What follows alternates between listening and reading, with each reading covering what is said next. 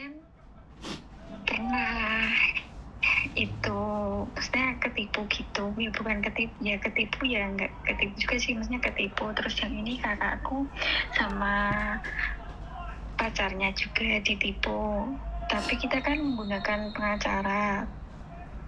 Terus itu pengacaranya itu kayak gimana sih, nggak bertanggung jawab gitu loh, Miss. Terus Dia itu kalau maksudnya ngasih bukti atau apa itu nggak pernah valid. Terus kalau misalnya kita minta bukti atau minta apa itu dianya malah marah-marah. Terus yang katanya ada mediasi atau apa gitu, tapi nyatanya ya keluarga dari pihak yang nipu nggak pernah didatangin sama dia. Terus yang kasusnya kakakku itu, dia itu udah mediasi tapi nyatanya apa sih nggak ada titik terangnya. Itu menurut Miss ini gimana? karena kalian tidak memahami pengacara itu apa. Pengacara itu tidak bisa memutuskan apakah kamu menang atau kalah, bisa mediasi atau tidak. Jadi mereka hanya membantu kamu, tetapi semampu mereka tidak punya kelebihan banyak ya. Jadi pengacara, walaupun kamu nyewa pengacara, kalau kamu ditipu orang, bukan berarti pengacara itu bisa menjanjikan kamu menang, sayang. Tidak ada. Tapi dari awal dia itu menjanjikan, pokoknya intinya gini, memberi kita janji manis. Ya janji apapun kan pasti manis. Kalau janji busuk kan siapa yang mau, sayang? Janji kan boleh. Ngerti nggak maksud saya? Karena itu saya juga dulu ada beberapa pengacara sih. Cuman saat ini saya pribadi, karena saya tidak tahu ya pengacara di Indonesia, saya tidak begitu paham. Jadi tentang pengacara saya sendiri nggak pernah pakai pengacara. Tetapi yang perlu diingat satu, bahwa pengacara itu tidak menjanjikan bahwa kamu menang di setiap kasus. Kalau bayaranmu kurang ya pengacara itu, kalau di Hongkong sini Mbak saya kasih tahu ya, ngomong berapa menit aja 1.000, setara 2 juta. Tapi belum tentu kasusmu ditangani juga, sayang. Ngerti nggak? Apapun namanya. Ngerti nggak, sayang? Karena itu saya selalu bilang, pakai pengacara tidak ada janji kamu menang. Ngerti? Itu pun panjang kali lebar, kali luas. Masih ingat kasus Joshua yang polisi ditembak sama polisi? Itu kan kasusnya panjang kali lebar, panjang kali lebar, tekanan dari masyarakat, tekanan dari pemerintah, barulah bisa dituangkan seperti itu. Ngerti nggak, sayang? Pengacara tidak menjanjikan kemenangan, tetapi pengacara ada bersamamu. Saya tidak tahu itu bersamamu dalam hal apa, tetapi setahu saya pengacara itu sudah berusaha. Selebihnya saya kurang tahu ya. Ya, terus kalau misalnya kayak gini, yang katanya kan udah dia itu ngomongnya ke saya itu udah datang ke keluarga penipu dan lain-lain, pokoknya kayak gitulah. Tapi dari pihak penipu nggak pernah didatengin sama dia. Kasarannya kayak pengacaranya menipu kamu. Iya. Ya kamu cari pengacara lagi untuk menuntut pengacara itu. Karena saya tuh nggak tahu, Mbak, kalau masalah hukum itu memang saya nggak mau ikut campur. Aku makanya wedi mau ditipu, karena itu edukasi saya jangan sampai ketipu. Karena pada ujung-ujungan tetap remek kawe dewe. Iya kan? Tetap kita yang remek.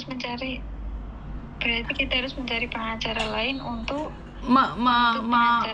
menuntut pengacara tersebut. Tapi apakah pengacara tersebut juga nggak kerja, kan saya nggak tahu, nggak bisa janji saya, Mbak. Ngerti nggak maksud saya? Ngerti, paham. Karena itu saya ingatkan sekali lagi, jangan sampai kena tipu orang, karena itu berhati-hati. Jangan sampai kena tipu orang dengan alasan cinta, dengan alasan tanah, atas alasan apapun. Karena saat kita ditipu, uang itu nggak bisa kembali. Uang itu nggak bisa kembali. Apa sih LPK, proses ke luar negeri itu?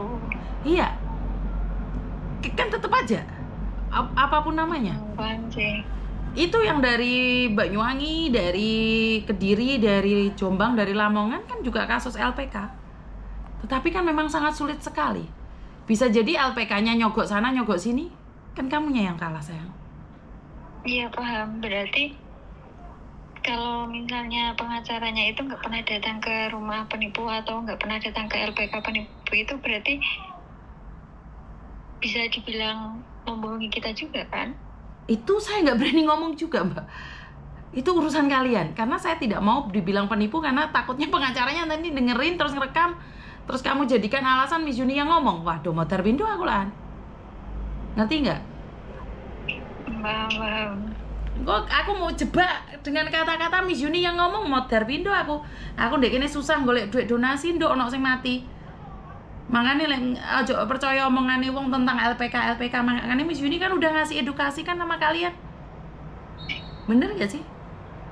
Ojo percaya mbak LPK. Oh jangan gampang mudah percaya dengan LPK. Karena memang pada kenyataannya mereka itu bernaungkan LPK bening ngapusi secara resmi. Hati-hati. Tidak semua LPK, tetapi apa salahnya berhati-hati? Karena saya itu sekarang ini lagi fokus cari uang donasi, Mbak. Saya harap pertanyaanmu tidak menjebak saya untuk berbicara tentang pengacara yang tidak bertanggung jawab. Soalnya kenapa? Kalau saya sampai menjawab salah sama pengacaramu direkam, saya yang kena. Padahal saya itu lagi sedih. Saya itu mau mulangin jenazah. Jenazah ini sudah kedinginan, ada di Taiwan sana sejak tanggal 21. Oke, ya udah, makasih ya Miss kalau gitu.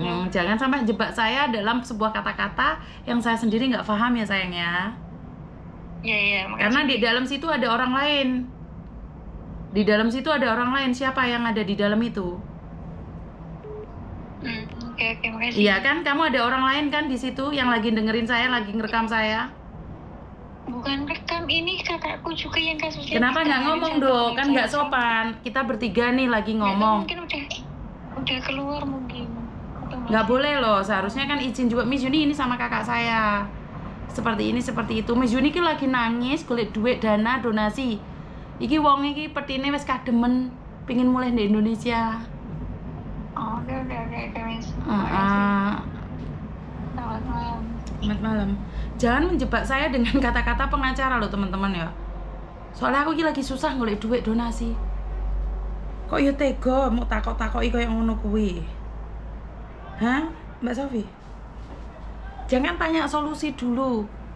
Mesti melas deh aku saiki ae.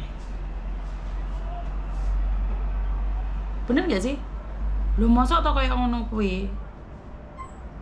Lagi fokus golek duit aku kira. Bener.